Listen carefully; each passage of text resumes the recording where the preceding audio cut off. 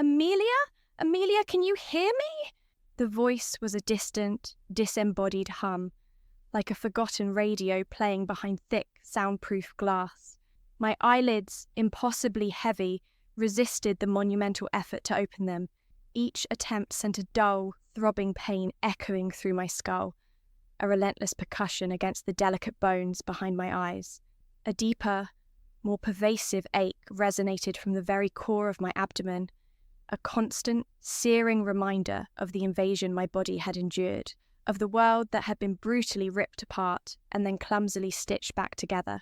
Yet, even through the dense fog of lingering anesthesia and the disorienting kaleidoscope of hospital lights, one name, one desperate query, fought its way to the forefront of my consciousness, a fragile beacon I clung to amidst the encroaching darkness.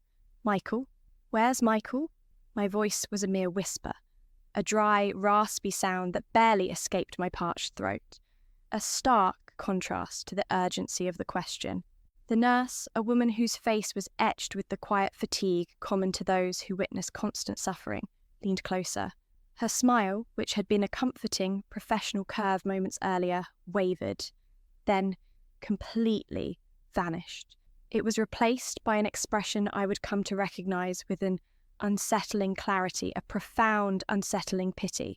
It was a look that spoke volumes, a silent pronouncement of something devastating, something irreversible long before any words were actually uttered. "Mum," she began, her tone softening to an almost funereal gentleness. "Your husband, he left the day before your surgery." The pronouncement hit me with the force of a physical blow, even through the numbing medications. The pristine white walls of the recovery room, already a blurry, indistinct canvas, seemed to tilt precariously. The hushed, sterile sounds of the hospital faded into an oppressive silence. The day before? My mind, sluggish and disoriented, refused to grasp the horrifying incongruity of those words. My surgery, the one that had consumed my thoughts for months, the one that was supposed to mend me, to grant me a future, the one Michael had sworn repeatedly and unequivocally that he would be there for. 10 hours, the surgeons had warned, a grueling, intricate procedure that would push my body to its very limits. 10 hours I had lain vulnerable, my very essence exposed, fighting for my life, fighting for a chance at a normal future. And he wasn't just absent. He had vanished before it even began. He had abandoned me before the first incision, before I even lost consciousness.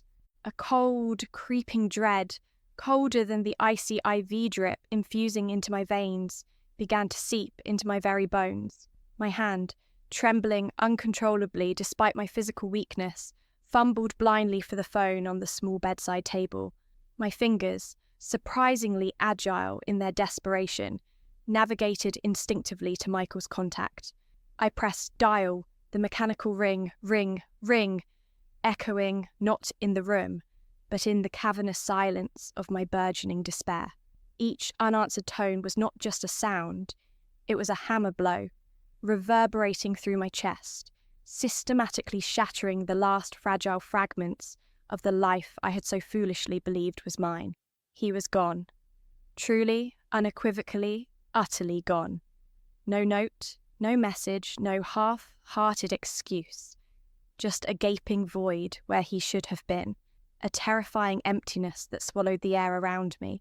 The surgery, which was meant to restore my physical health, had instead, with a cruel twist of fate, revealed a far deeper, far more grievous wound in my very soul. The days that followed blurred into an agonizing continuum of physical pain and an even more excruciating emotional vacuum. The nurses, sensing my quiet, profound devastation, offered soft, sympathetic words of comfort, their hands gentle as they adjusted my IV, or checked my vitals. But their well-meaning pity only served to underscore my raw, festering humiliation. How could he? How could the man who had stood before me, looked into my eyes and solemnly sworn to love, honour and cherish me, the man with whom I had meticulously built a life, brick by painstaking brick, simply abandon me when I was at my most vulnerable, when I was quite literally fighting for my life. The questions gnawed at me. Relentless as a fever, unforgiving as a judge. My family, when they finally arrived, were a whirlwind of strained concern and hushed, barely suppressed anger. They took care of the myriad practicalities, the mountain of bills, the complicated discharge process, the uncomfortable, stifling silence that descended whenever Michael's name was accidentally, painfully uttered. But even their unwavering love and support, precious as it was, could not mend the fundamental fracture inside me, the deep chasm he had carved into my being. The discharge instructions, neatly printed on a sterile white sheet, felt like a cruel, mocking joke. Rest, avoid stress, and ensure emotional support. Emotional support? The very man who was supposed to be my unwavering pillar of support, my bedrock in times of crisis, had, with a single act of unparalleled cruelty, ripped the very rug out from under my feet, leaving me to fall into an abyss of despair. The true extent of his betrayal slowly unfurled itself, like a poisonous vine. Michael had not only deserted me in my hour of greatest need, but he had also systematically drained our joint bank accounts, leaving me with nothing but a mountain of crushing medical debt, a handful of worthless memories, and a heart shattered into a million irreparable pieces. The tiny apartment we had once shared, once a sanctuary filled with laughter and shared dreams, now felt like a desolate mausoleum, a tomb echoing with the ghosts of a future that would never be. Every photograph, every trivial shared memento, became a silent weapon, each glance piercing me with a fresh wave of agony, a brutal reminder of a love I now realized had been a carefully constructed, elaborate lie. The initial, overwhelming shock, a numbing blanket that had mercifully cushioned me from the full impact of his betrayal, gradually began to dissipate. In its place, a slow-burning, icy rage took root, spreading through my veins like a potent venom. I couldn't wallow in self-pity, couldn't give him the perverse satisfaction of breaking me completely. I wouldn't. This wasn't just about mere survival. It was about something far more profound, far more personal. It was about retribution, not just for myself, for the shattered woman he had left behind, but for every woman who had ever been discarded, betrayed, or grossly underestimated by a man who thought himself superior. I would rise from these ashes, not as a broken victim, but as a formidable architect of my own destiny, and perhaps, though the thought was still a whisper, the very instrument of his inevitable undoing. But how? The question loomed, immense and daunting. I was physically weak, still in the painful throes of recovery, and almost entirely penniless. My previous job, a respectable but woefully low-paying administrative role, offered no conceivable pathway to the kind of power, influence, or financial independence I now craved with a burning intensity. Lying in the sterile hospital bed, staring at the unforgiving white ceiling that seemed to mock my helplessness, a thought flickered into my mind. It was audacious, almost ludicrous, given the dire circumstances I found myself in, but it ignited a spark, a tiny, defiant ember in the vast, consuming emptiness of my despair. What had just happened to me? I had been operated on by brilliant, skilled hands. I had witnessed, even in my semi-conscious state, the quiet authority of the doctors, the compassionate efficiency of the nurses, the intricate, life-affirming dance of medicine within the hospital setting. They held power. They held lives in their hands. They commanded respect. It was a desperate, audacious plan, forged in the crucible of my deepest pain and most profound anger. I would become a doctor. The very thought, at first, seemed utterly impossible. I was in my late 20s with no formal medical background whatsoever, burdened by crushing debt, and still physically and emotionally healing from a life-altering surgery and an even more life-altering betrayal. Yet, the idea took root, watered by the countless tears I shed in the dark solitude of my apartment, and fertilized by the white-hot fury that simmered beneath my skin. If Michael thought he could simply discard me like a broken toy, leave me to wither and eventually die, he had a seismic shock coming. I would become someone he could never touch, never dismiss, and most certainly never, ever afford. I would reclaim my power, not just for myself, but as a testament to what a wronged woman could achieve. I would ensure no one else suffered the same soul-crushing fate I had endured. My first pilgrimage, once I was physically able, was to the local public library. I devoured textbooks with a hunger I hadn't known I possessed. Medical journals became my nightly companions. Anatomy, physiology, pharmacology, pathology, the complex, often intimidating terminology that once seemed an alien language, slowly, painstakingly, began to form patterns, connections, a coherent tapestry of human existence. I studied with a singular fervour born of desperation and a burgeoning, almost obsessive focus. During the day, I worked multiple minimum wage jobs, scrubbing grime from restaurant floors, waiting tables for demanding customers, stocking shelves in a dusty warehouse, anything, absolutely anything, to save enough money for community college courses, then applications to rigorous pre-med programs. Sleep became a forgotten luxury, a distant memory. Food was a mere necessity, consumed quickly and without enjoyment. Emotions, particularly the ones that threatened to derail my focus, became a distraction I brutally disciplined myself to ignore. There were moments, many of them, when despair threatened to overwhelm me, to swallow me whole. The sheer, daunting volume of information to master, the crushing financial strain, the relentless, bone-deep exhaustion that permeated every fibre of my being. But then, in those darkest hours, I would conjure Michael's smug, smirking face, the nurse's lingering pity, the cold, empty silence of his unanswered calls, and the anger, sharp and clear as a surgeon's scalpel, would reignite my resolve, burning away the weakness and propelling me forward. Every obstacle I faced, every dismissive glance, every terse rejection letter from a program that deemed me unsuitable or too old, every grueling, thankless shift at a dead-end job only strengthened my conviction.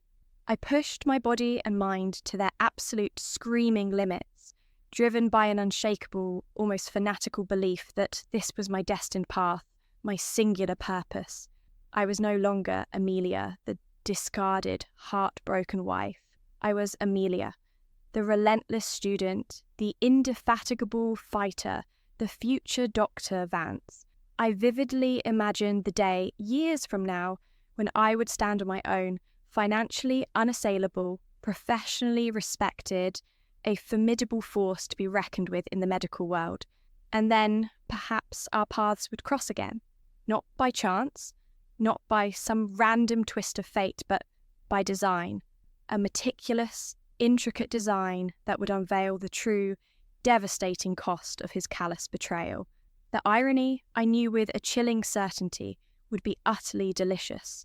The weight of years of relentless effort, of sacrifices too numerous to count, pressed down on my shoulders as I walked out of my final medical school interview.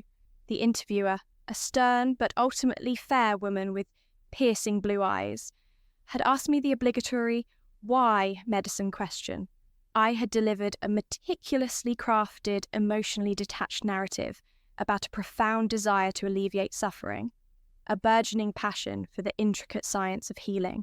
I had carefully, ruthlessly omitted the raw, burning core of my true motivation: revenge. The word remained a silent mantra, a secret fuel that powered my every waking moment, my every arduous study session. As I stepped onto the bustling city street, the harsh midday sun seemed unusually bright, the crisp autumn air unusually invigorating. I pulled out my phone, not to call anyone, but to gaze at my reflection in the dark, unlit screen. The haunted, despairing look that had once defined me was gone, replaced by a steely resolve, a quiet confidence that radiated from deep within. The journey had been brutal, unforgiving, but I had not only survived, I had thrived. I had rebuilt myself, stronger, sharper, more formidable than ever before.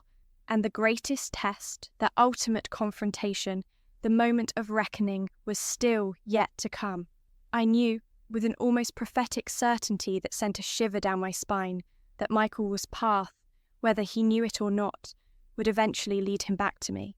And when it did, he wouldn't be looking for his abandoned, broken wife. He'd be looking for the doctor, Amelia Vance, the eminent surgeon, the woman he could never, in 1,000 lifetimes, afford. He would be looking for help, and I would be there.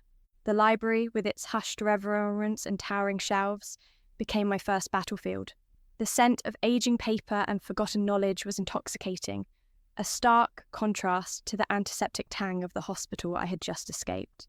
Every textbook I pulled from its slot, every dog-eared journal I pored over under the flickering fluorescent lights, was a silent defiance against the man who thought he had broken me. Anatomy, physiology, organic chemistry, the sheer density of information was a cruel, relentless tide threatening to pull me under.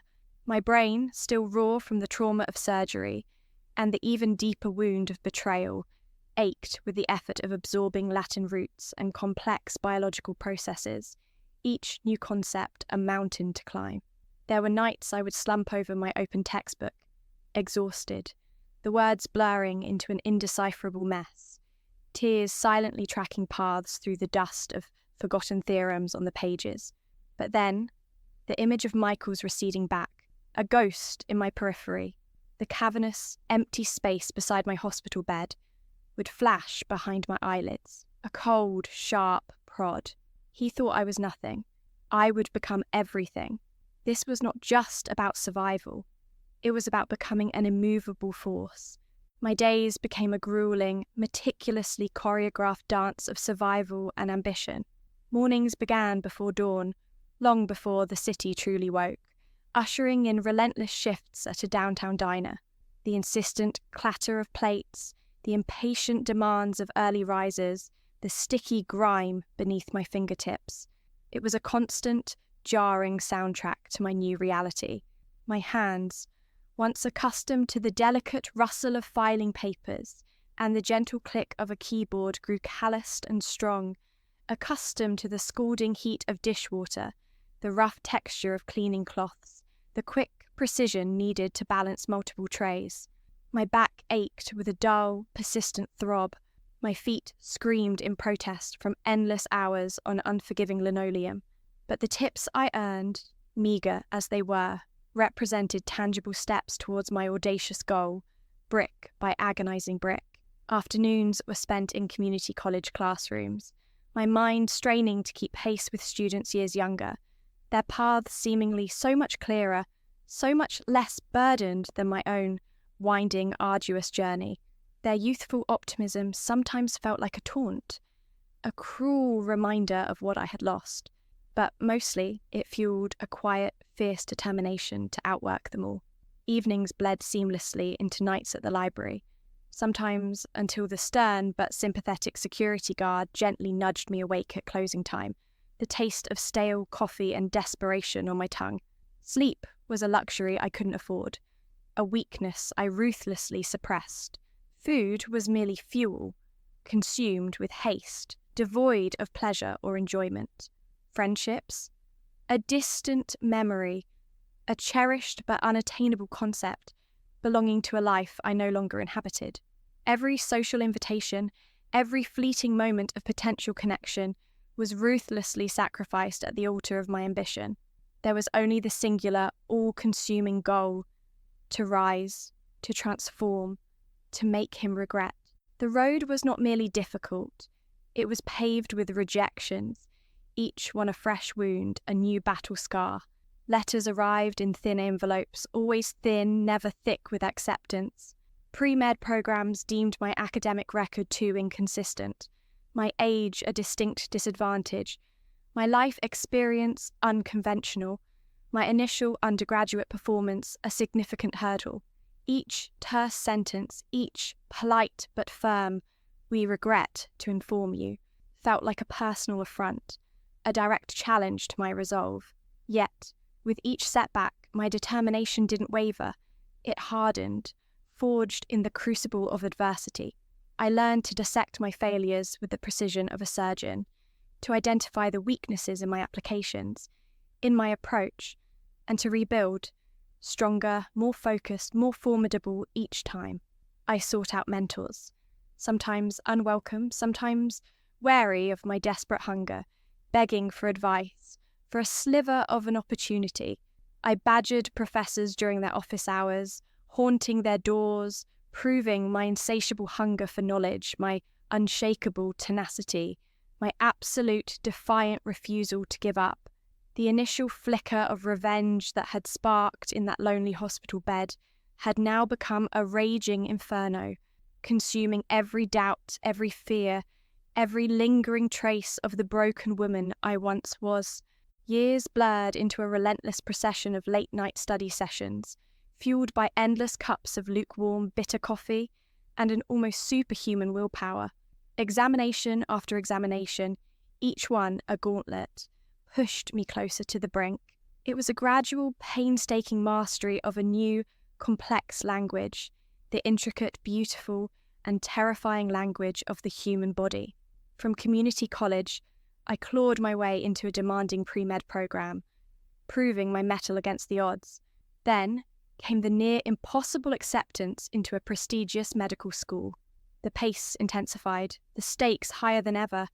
Every anatomical drawing I sketched with meticulous care, every intricate dissection I performed with unwavering concentration, every complex diagnosis I wrestled with in the dead of night was a step closer to becoming the woman he couldn't afford.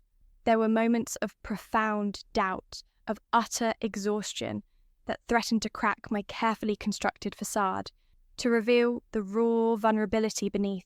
I saw my peers, fresh-faced and optimistic, living lives filled with simple joys, casual dates, and spontaneous laughter, joys I had long since abandoned, sacrificed on the altar of my grim quest.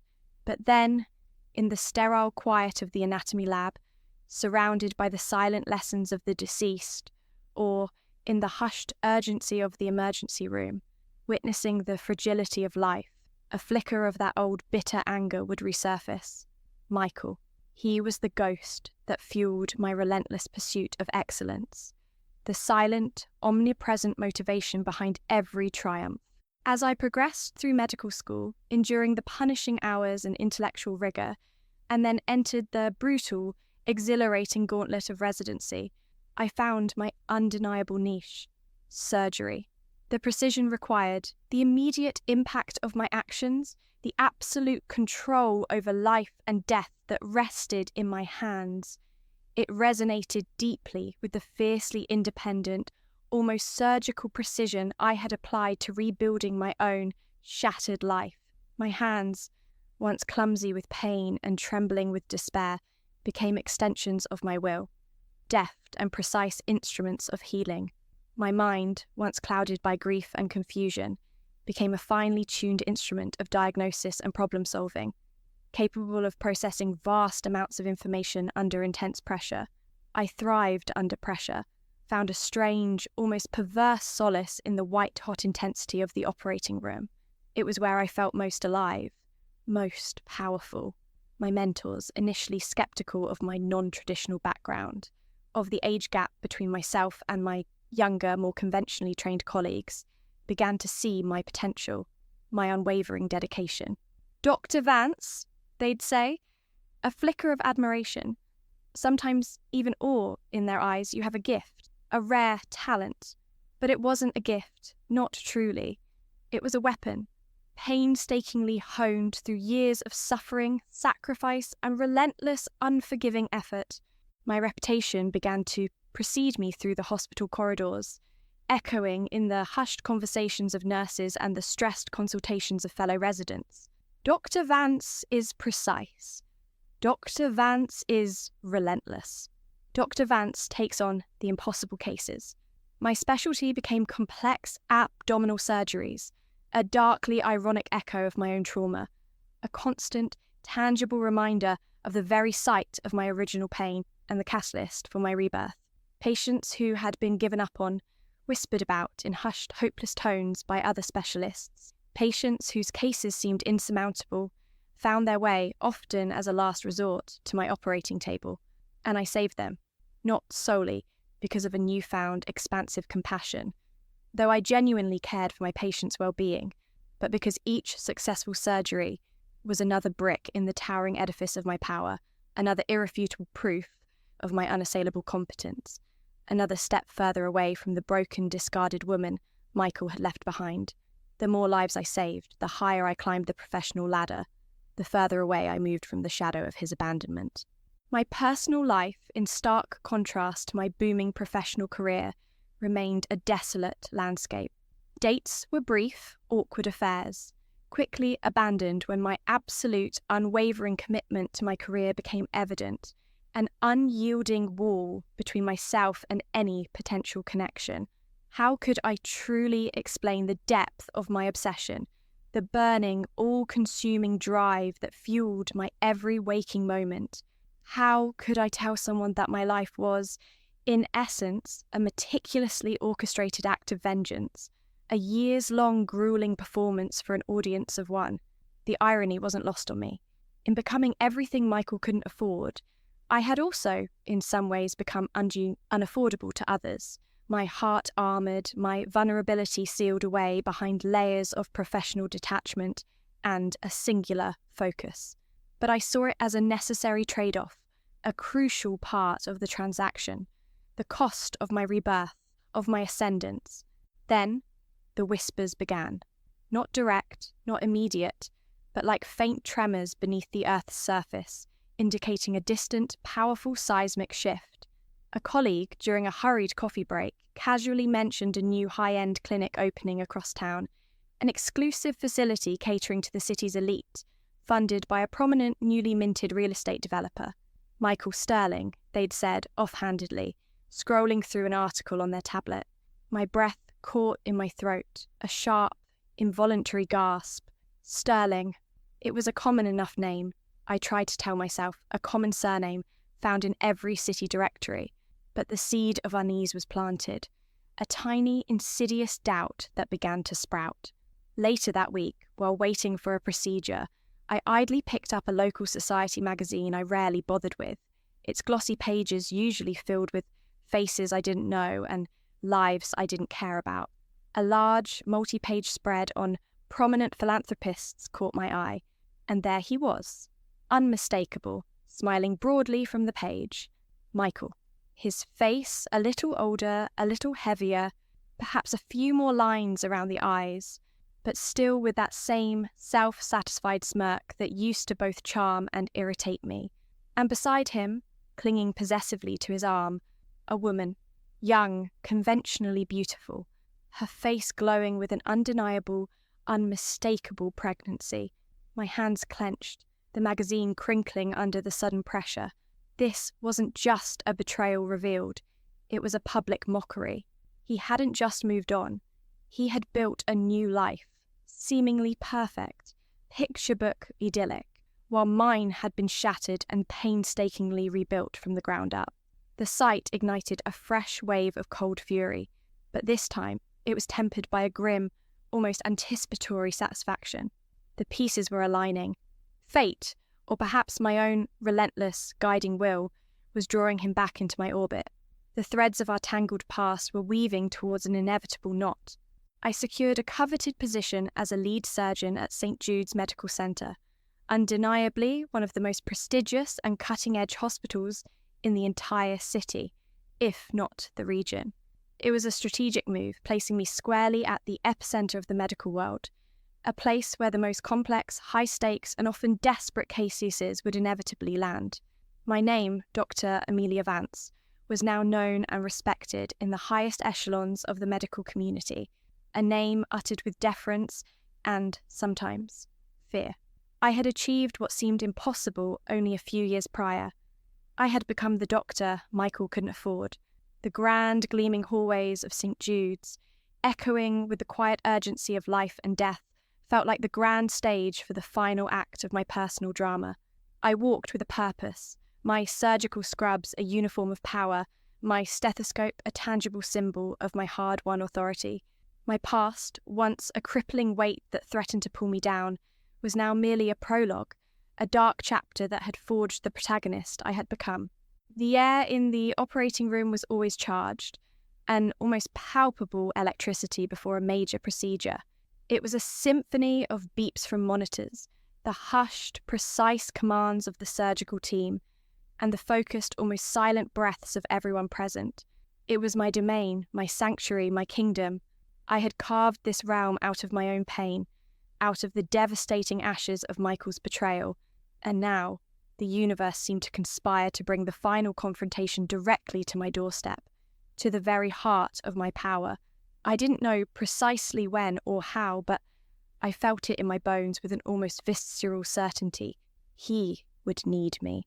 He would have to come to me. And when he did, he would not see the broken, abandoned woman he had so carelessly left behind, but the formidable force he had inadvertently created. The stage was set. The curtain was about to rise on the most important performance of my life. The audience of one, Michael Sterling, was about to enter the theatre of my revenge. The silence in the operating room, before a major incision, was always a palpable entity, a living, breathing thing charged with expectation and a quiet, terrifying beauty. It was the moment of absolute focus, the culmination of years of training, a testament to countless sacrifices. This silence, however, was different. It permeated my off-duty hours too, a deep, resonant hum within my very being, a prelude to the confrontation I knew was coming. After seeing Michael's face in that Society magazine, the image of him, confident and seemingly happy with another pregnant woman on his arm, had branded itself onto my retina, a constant reminder that my revenge was not just a fantasy, but a destiny. Every sterile hallway of St. Jude's Medical Center, every hushed conversation about a challenging case, every late-night emergency call felt like a step closer to the inevitable. I had built this empire of skill and reputation, this impregnable fortress of professionalism, precisely for this moment. I waited, poised, a predator, in a pristine white coat, for my prey to stumble into my perfectly laid trap. The anticipation was a double-edged sword. On one hand, it sharpened my senses, honed my focus to an almost unnatural degree. My diagnostic skills became even more acute, my surgical hand even steadier. I pushed myself further, taking on more shifts, volunteering for the most complex cases, driven by an insatiable need to be irrefutable, unimpeachable, utterly indispensable. On the other hand, it gnawed at me, a relentless itch beneath my skin. Would he recognize me? Would the years of transformation, the disciplined diet, the rigorous exercise, the relentless intellectual pursuit that had sculpted a new, formidable Amelia Vance from the ashes of her former self, have erased the woman he once knew? Or would some flicker of recognition spark in his eyes, a dawning horror that the ghost of his past now held his future in her hands? I rehearsed scenarios in my mind, 1,000 different ways our paths could cross, 1,000 different ways I would deliver the silent, devastating blow of my presence. Each imaginary encounter ended with his shock, his humiliation, his desperate realization. My heart, once shattered, now felt encased in ice, a protective shell that allowed no vulnerability, no weakness to seep through. Then came the call. It was a chaotic Friday night, the ER a maelstrom of flashing lights, urgent voices, and the incessant wail of incoming ambulances. I was wrapping up a particularly difficult appendectomy when my pager buzzed, then vibrated insistently. The message was concise, clipped, yet it sent a jolt through me that had nothing to do with adrenaline. Level 1 trauma, pregnant female, 3rd trimester, severe abdominal pain, possible placental abruption, en route. My surgical training kicked in, a lifetime of reactions honed for such moments. But then came the additional note scribbled by the ER admitting nurse. Husband extremely agitated, demanding best surgeon, high profile. Michael. The name echoed in the hollow chambers of my mind. A chilling whisper. My vision narrowed, the bustling operating room fading into a distant hum. This was it, the moment I had meticulously, ruthlessly prepared for. I felt a surge of cold, exhilarating power course through me. I moved with a renewed purpose, my voice calm, authoritative, issuing commands to my team, though my inner world was a tempest. I stripped off my gloves, nodded to my assistants, and headed towards the ER. Each step was deliberate, measured, a calculated march towards destiny. I had perfected my poker face over the years, transforming my expressions into a mask of professional detachment. No emotion, no hint of the storm raging within. As I pushed through the swinging doors of the ER, the chaos intensified. Medics barked orders, nurses moved with practiced efficiency, and amid it all, a man's voice, loud and frantic, cut through the din. "She needs the best! Get me the best doctor, do you hear me?" My eyes, trained to quickly assess a scene, scanned the room, and then I saw him. Michael. He was pacing agitatedly beside a gurney, his face pale and drawn, his usual smug composure utterly shattered.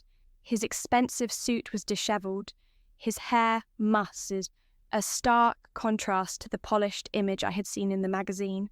On the gurney, clutching her swollen belly, lay the woman from the magazine, young, beautiful, and clearly in excruciating pain. She was gasping, her face contorted, a sheen of sweat on her forehead. I approached them slowly, my gait purposeful, my stance radiating quiet authority. My surgical mask was already in place, covering half my face, obscuring the features that might betray me. My scrub cap hid my hair. Only my eyes, sharp and intense, were visible. "I'm Dr. Vance," I stated, my voice low and steady, cutting through Michael's increasingly hysterical demands. "I'm told you have a patient for me." Michael stopped pacing abruptly, his head snapping towards me. His eyes, wide with fear and desperation, raked over my form. There was no flicker of recognition, only the frantic, desperate plea of a man facing a crisis he couldn't buy his way out of. "My wife, he stammered, gesturing wildly at the woman on the gurney. "She's pregnant. Something's wrong. She's bleeding, I think. You have to save her. And the baby?" I nodded, my gaze sweeping over the patient, taking in her pallor, her rapid, shallow breathing, the growing stain on the sheet beneath her. "Nurse, vitals. Get her prepped for immediate transfer to OR2. Page Dr. Miller, OBGYN, on call, stat." My commands were crisp, efficient, leaving no room for argument or delay. Michael, in his panic, seemed to register only my words of action, not the woman uttering them. He was still caught in the current of his own terror, a stark contrast to the calm, collected, professional standing before him. As I leaned over the gurney to conduct a rapid preliminary assessment, my eyes finally met hers. Michael's new wife, her eyes, clouded with pain, held a flash of something else, a fleeting moment of lucidity that saw beyond my mask, perhaps sensing the intensity of my gaze. And then, as I placed my hand gently, clinically, on her distended abdomen, my fingers brushing against the cold gleam of the gold band on her ring finger, the identical ring Michael had given me years ago, it hit me. A sharp, almost physical pang of memory. He hadn't just moved on. He had simply replaced me, piece for piece, down to the very symbol of our union. A bitter, ironic twist. "What do you need? Money? Anything?" Michael blurted, finally seeming to snap back to a semblance of his old entitled self. He was pulling out his wallet, a thick wad of bills visible. "Just save them. Name your price." My gaze, cold and steady, lifted from his wife's face to his. For a split second, I allowed myself to fully meet his eyes, to let the years of pain, of betrayal, of relentless burning ambition shine through. It was only for an instant, a barely perceptible shift in my otherwise neutral expression, but it was enough. The colour drained from his face, replaced by a ghastly pallor. His jaw went slack, his eyes widening in dawning horror, a grotesque parody of their previous desperation. The wallet slipped from his trembling fingers, scattering bills across the sterile floor. "Amelia?" The name was a ghost on his lips, a barely audible gasp, ragged with disbelief and raw, dawning terror. The self-satisfied smirk, the entitled arrogance, all of it had vanished, replaced by an expression of profound, comical shock. He stumbled backward as if physically recoiling from a spectral presence. He wasn't looking at the broken, discarded woman he had left behind in a hospital bed years ago.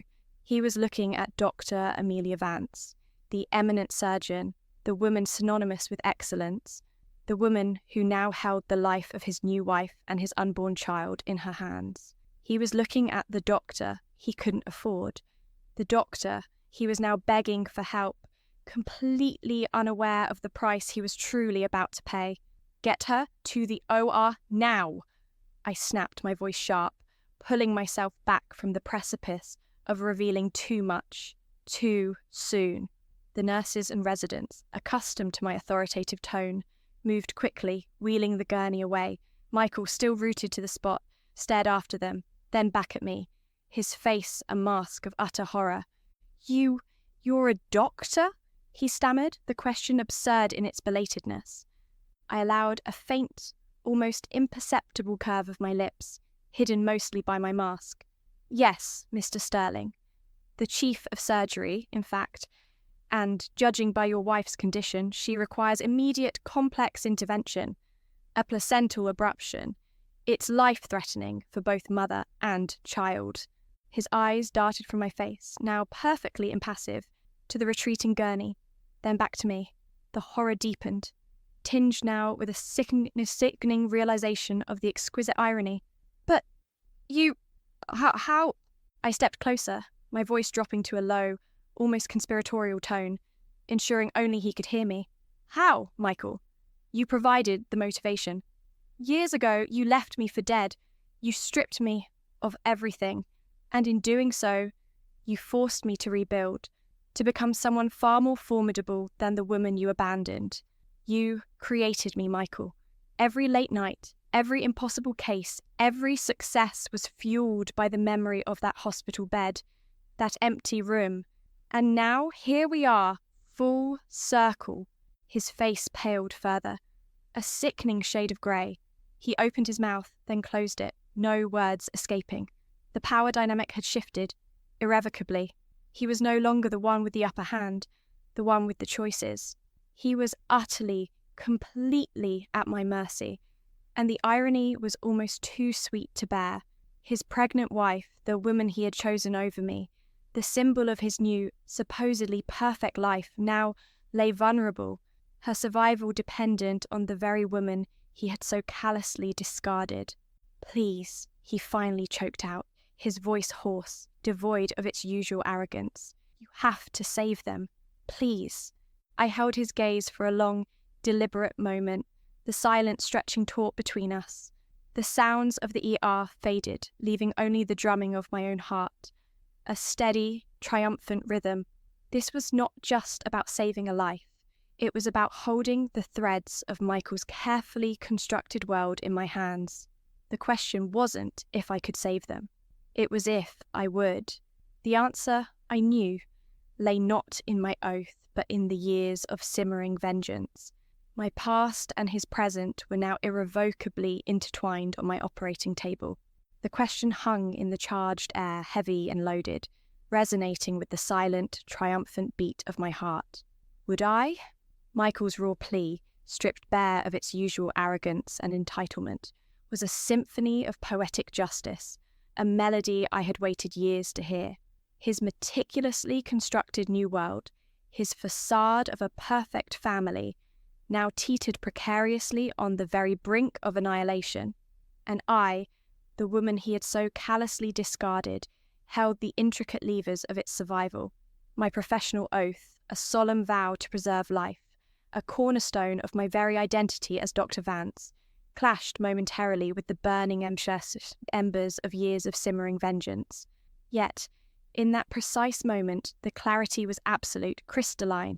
This wasn't about petty revenge that risked a life.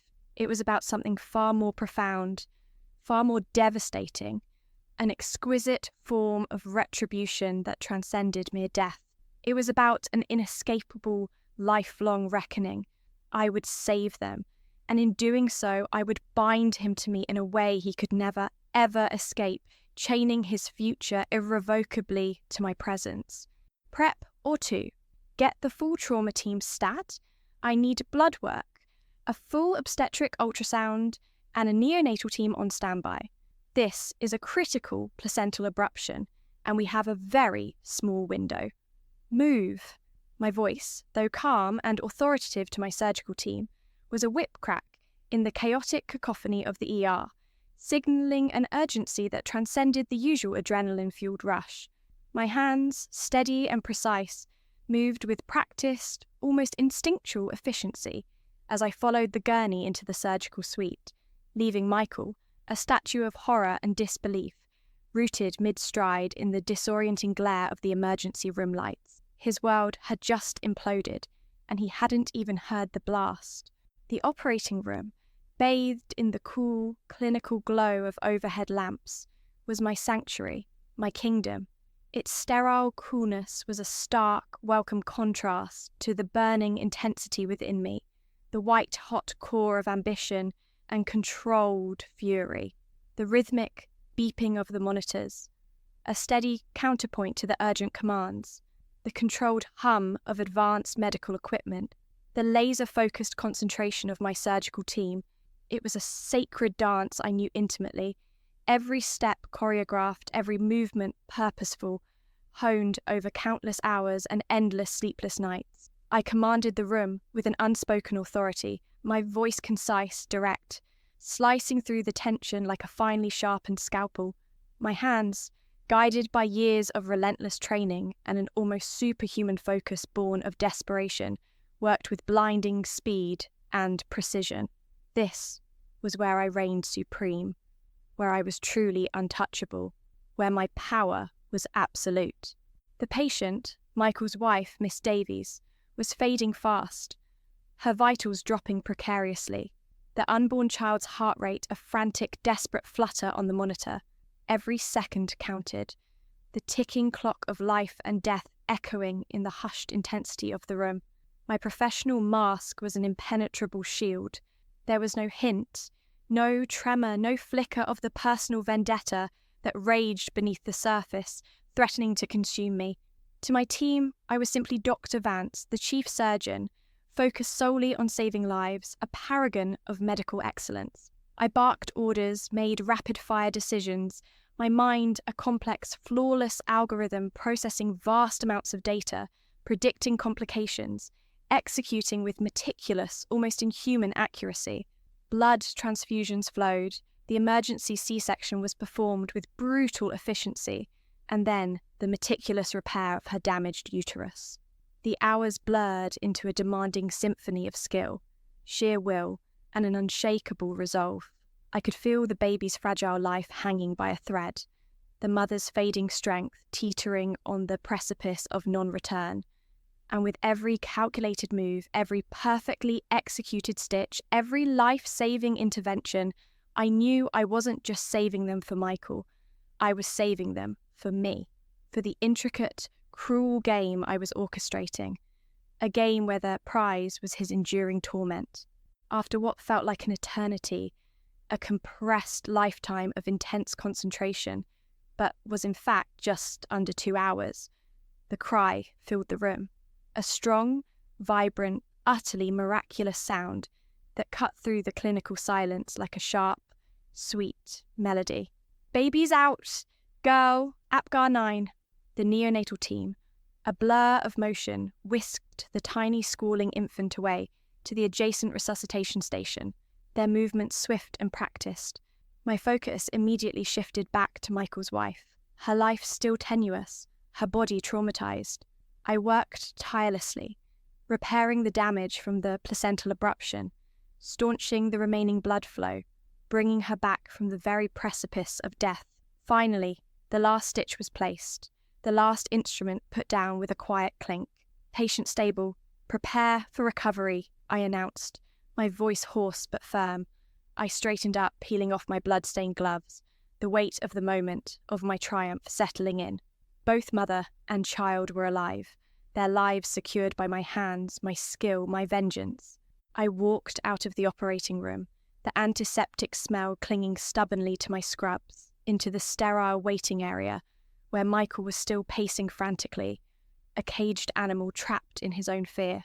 He looked worse than before, his expensive suit rumpled and stained, his hair a wild mess, his eyes red-rimmed and bloodshot, haunted by silent demons. He had probably spent the entire 2 hours reliving his betrayal, haunted by the spectre of the woman he had left to die alone, consumed by guilt and terror for the future of his new family. As soon as his frantic gaze landed on me, he rushed forward, his relief palpable, a desperate flood of emotion mixed with a lingering, suffocating fear. "Doctor, my wife, the baby, are they—" His voice was a raw, hoarse whisper, barely audible above the dull roar of the hospital. His eyes, pleading, were fixed on mine. I allowed a faint, almost imperceptible nod, a professional gesture devoid of any personal warmth. My mask was still firmly in place, obscuring my true expression, but my eyes conveyed a cool, clinical professionalism, a detached expertise. "Both are stable, Mr. Sterling. Your wife, Miss Davies, is in recovery. It was a severe placental abruption, as we suspected. We had to perform an emergency C-section." "You have a healthy baby girl," Michael sagged against the pristine white wall, a wave of profound, overwhelming relief washing over his face, erasing the lines of terror that had etched themselves there. Tears, unbidden and raw, welled in his eyes, tracking paths through the grime and exhaustion on his cheeks. "Oh my God! Thank you, Dr. Vance. I don't know how to thank you. You saved them. You saved them both." He took a hesitant step forward, reaching out a trembling hand, perhaps to grasp mine in gratitude, but I subtly pulled my hand away, maintaining the professional distance, the invisible barrier between us. "It's my job, Mr. Sterling," I stated, my voice flat, devoid of warmth or emotion. "However, there are some complications we need to discuss regarding your daughter." His relief, so immense just moments before, instantly vanished, replaced by a fresh surge of primal fear, a dark shadow once again crossing his features. "Complications? What? Is something wrong with the baby? She's healthy, you said." I met his gaze, my eyes unwavering, delivering the next blow with surgical precision. "Your daughter is a fighter, Mr. Sterling. She endured significant distress in utero due to the abruption. While she appears robust now, and her initial APGAR score was excellent, we've identified a very rare, complex, congenital anomaly affecting her gastrointestinal tract. It's a condition called neonatal atresia, specifically a type that is exceptionally challenging to correct and manage long-term." I paused, letting the medical jargon, the sheer weight of the words, sink into his panicked mind. "It will require specialized, ongoing care, multiple surgical interventions over the coming years, complex dietary management, and a dedicated team of experts. It's an incredibly rare condition, Mr. Sterling, one that few surgeons in the world, let alone the country, possess the specific expertise to handle." Michael's face drained of colour once more, turning a sickly ashen grey. But she's okay, right? You can fix it? You saved her. You can fix this too." His voice was ragged with desperation. I held his gaze, my eyes unwavering, a silent promise and a chilling threat. I can manage it, Mr. Sterling. As it happens, this particular subtype of neonatal atresia is a field I have extensively researched and specialised in throughout my career. I've even published multiple papers on advanced surgical techniques for its long-term management, and I've successfully treated the only other 2 recorded cases in the last decade. In fact, I added, my voice dropping slightly, becoming a low, almost conspiratorial murmur, I'm considered one of the foremost experts in the country on this exact rare condition. A flicker of something, not just recognition, but outright horror, a dawning realization of the impossible, cosmic coincidence crossed his face. His eyes darted from mine to the closed doors of the recovery room, where his new wife and child lay, then back to my impassive face. He understood. He wouldn't just be paying for my services now for a single life-saving surgery. He would be irrevocably bound to them, to me, indefinitely. His perfect new family, his healthy, beautiful baby girl, would forever be inextricably linked to the woman he had so ruthlessly abandoned. The financial implications alone would be staggering. A constant, hemorrhaging drain on his affordability, a never-ending reminder of his past. "But that's impossible," he stammered, running both hands through his already dishevelled hair, as if trying to physically dislodge the nightmare. "Why, how could you possibly be this doctor?" His voice trailed off, lost in the enormity of the irony. I leaned in, my voice a low, chilling whisper, meant only for his ears. A private sentence in a public space. Life, Michael, has a way of coming full circle, doesn't it? A truly exquisite, ironic way. When you left me, destitute and broken, in that hospital bed, you gave me two choices: wither away or rise from the ashes. I chose to rise. And in doing so, I became everything you needed, everything you could never escape, and everything you thought you could simply walk away from. You wanted the best for your family, Michael. You've got it. The absolute best. And for years to come, Michael, you will be seeing a lot of me. A very, very lot of me. His eyes widened further, a silent horror unfolding in their depths, reflecting the full, crushing weight of his predicament, the exquisitely cruel irony of it all. The realization crashed down on him like a tidal wave, drowning his last vestiges of composure. He had thought he'd erased me from his life, replaced me, built a new, shiny, perfect existence free of his past sins. But now, his future, the very life and well-being of his child, was inextricably woven into mine, a permanent, unbreakable thread. Every exorbitant check he wrote for medical bills, every forced consultation with me, every follow-up surgery for his daughter over the next decade would be a stark, humiliating reminder of the woman he had wronged, the woman who had not only survived but had ascended to a position of unassailable power, now a permanent, inescapable fixture in his life. He was trapped, not by a single vengeful act of omission, but by my very competence, by the unassailable expertise I had forged in the brutal fires of his betrayal. But I wasn't done. Not yet. The final twist, the one that would truly shatter his world beyond repair, was yet to come. A whispered truth that would poison his new happiness from the inside out. I straightened up, my eyes still fixed on his horrified face, allowing a hint of a smile, cold and victorious, to play on my lips beneath my mask. "There's one more thing, Michael," I said, my voice softer now, almost empathetic, making the words all the more chilling in their implication. "The ring, the one you gave her." I glanced subtly towards the recovery room, where his new wife, Miss Davies, lay, blissfully unaware of the storm that had just broken over her husband's head. "It's a beautiful design, very distinctive. I remembered it well. You bought it exactly a week before you left me. I was still recovering from my surgery then, still hoping you'd return, still believing in your promises." His jaw dropped, a sickening lurch as his world collapsed. His eyes, wide with disbelief, locked onto mine, a desperate, frantic search for a lie, for a denial, for any shred of a different truth. He found none. Just the cold, unwavering certainty in my gaze. He had not just abandoned me in my darkest hour. He had already replaced me, already chosen her, already cemented his new life with a symbol of commitment, even before my life-threatening surgery had begun. The infidelity, the calculated, premeditated abandonment, the brand new family built on a foundation of lies, it all came together in a sickening, unavoidable revelation for him. His perfect new life was not just built on a foundation of lies and cruelty. It was a structure I now commanded, and now I was the one revealing it to him, intimately, devastatingly, leaving him with the knowledge that his entire new happiness was a hollow facade. Every single decision you've made, Michael, every callous choice, every lie you whispered has led you precisely here, to me. You thought you were free, didn't you?